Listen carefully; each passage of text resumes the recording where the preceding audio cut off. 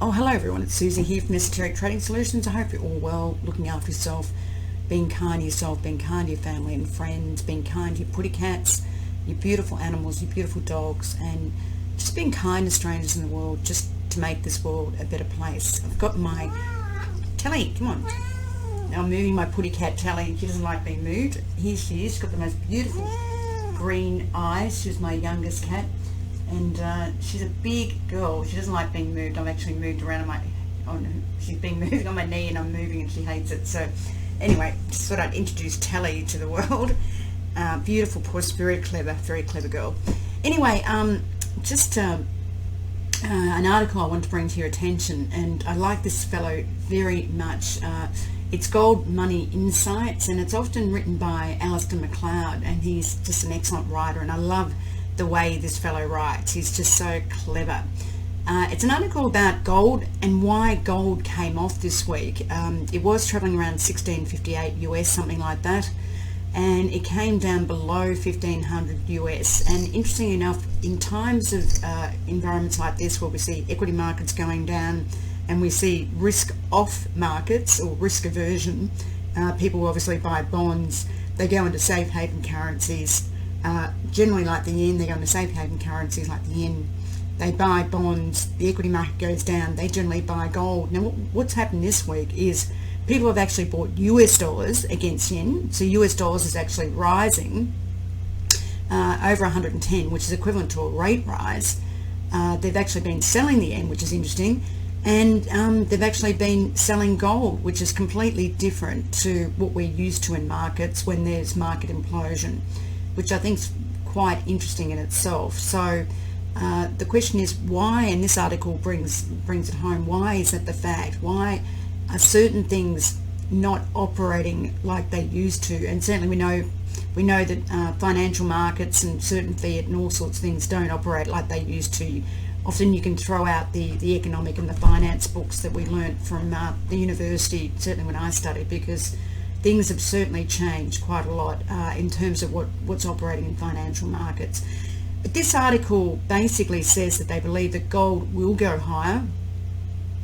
Gold will pretty much go to 2600 US, and I actually believe it will, because I do believe that when there's implosion and when currency goes down, currency keeps going down, and there's devaluation right across the board and devaluation of risk assets, people tend to buy gold nuggets, not gold jewelry, but gold nuggets. And I do believe gold will push higher, and I think it will go parabolic. That is my honest view, and this article seems to back that up. Gold could quickly, in my view, go once it hits over 1500 US again. I think it's a buy under here, but it's not financial advice. It's just my own belief for teaching. I don't know your risk portfolio or anything like that. But certainly over 1500 US, it's going to go off to the races again.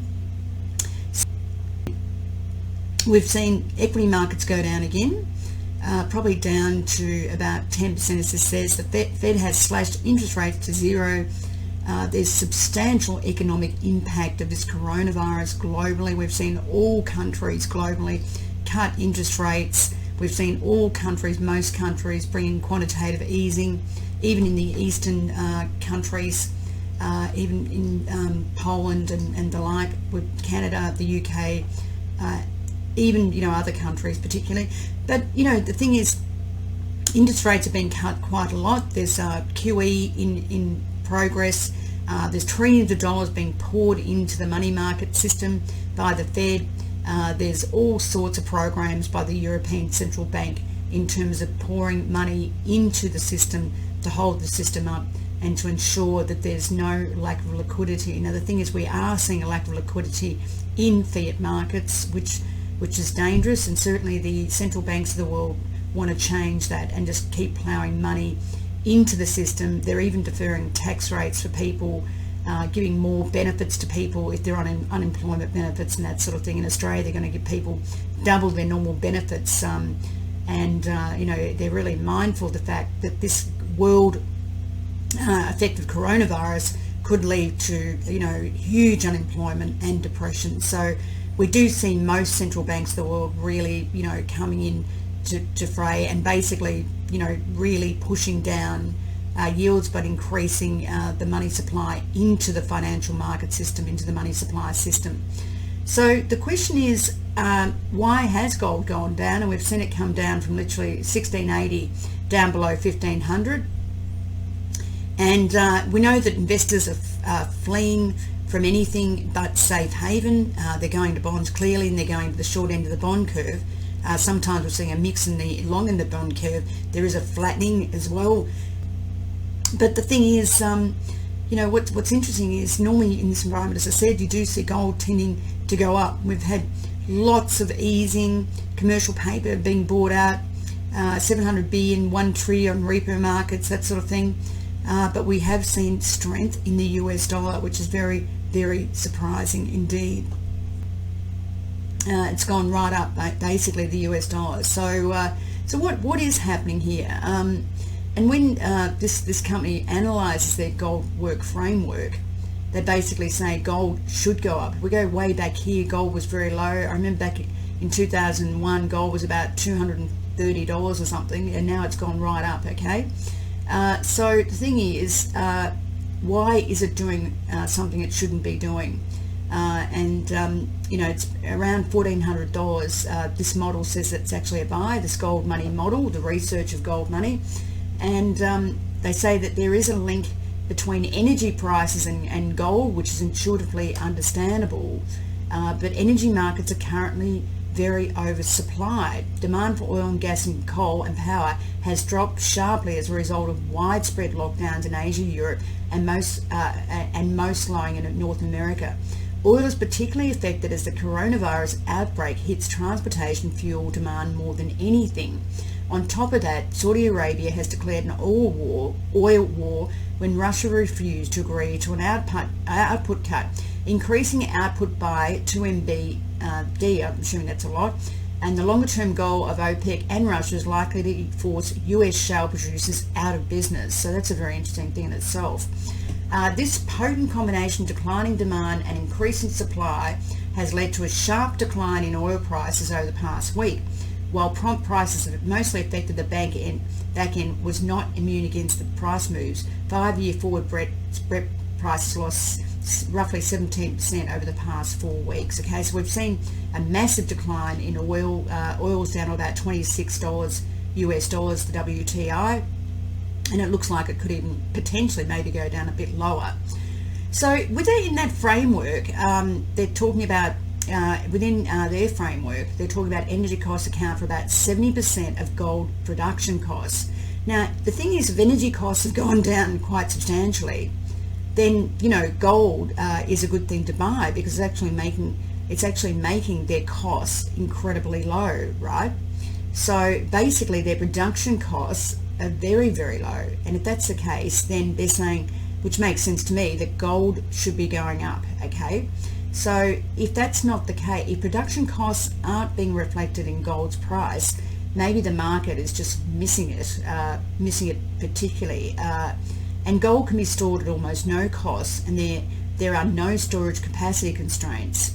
Hence, the gold forward curve slope is essentially a function of lease rates. If spot prices divert from the relationship, it will open an arbitrage opportunity that would quickly be exploited and vanished. Okay, so basically, they're saying that if the production costs have gone down, and those production costs feed directly into the production costs for gold, then gold should be going up, and I tend to agree with that. Okay, so gold prices do not reflect the extent of oil price collapse in spot price, and therefore, they're basically saying this is an opportunity. Okay, they're also saying that real interest rates have gone down quite a lot as well, and if that's the case, then your holding of gold, you've got there's no opportunity costs of holding gold, in other words, because interest rates have gone so low, you're not actually returning anything on an interest rate deposit, for example. So there's no cost of holding gold at all, there's no storage costs, and if anything, the reduction in energy prices should increase the price of gold. And that makes a lot of intuitive sense to me, and I think that's particularly the right way to go if I was looking at my own portfolio in terms of what I would hold. for sure. And you know, and this model, the model they use, is pretty much what they're saying. So that's what they're pretty much saying. And also you've seen a strengthening in the US dollars. So if you held gold in US dollars, then gold should also be going up because of that. But the interesting thing is it's not. So I think there's probably, like this article is saying, there's probably a mispricing in markets, and we do see that at times of volatility, that there can be mispricing in markets, okay? And as they're saying, nominal yields have fallen quite dramatically as well as real yields, okay? So in my mind, and I agree with this, this is a complete opportunity. So I won't go over too much of this. You can pull out this article. I'll put it on the YouTube. It's a very interesting article, but overall they're saying basically, you know, gold should get to 2,600, and that the model, their model is saying that gold is a buy at the moment, and it's not reflecting the better production costs, the lower of the production costs. Certainly there'll be more supply, but there's not so much supply of gold in the world anywhere anyway. So you know, it's probably not a bad deal. Not financial advice, but just something to bring to your attention. Thank you, and I hope everyone's all right. Thank you very much for listening.